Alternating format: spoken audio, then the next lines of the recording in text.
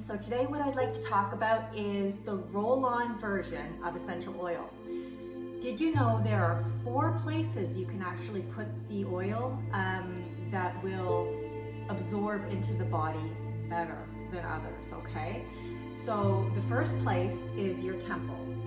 So with your temple, if you're experiencing like a headache or a migraine, for example, you can use oils instead of kind of using your fingers to massage, right?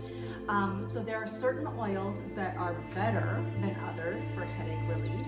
And because there is a pulse point on the temple, what that means is there are blood vessels that are closer to the actual surface of the skin.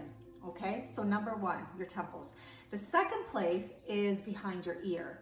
So if you feel the back of your ear, you'll notice that the skin feels a little bit more thin.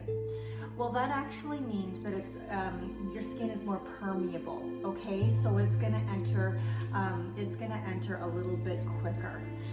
The third place is actually on your wrist, and this is actually the more common place that most people will put the oil. Again, this is a pulse point, meaning the blood vessels are closer to the surface of the skin.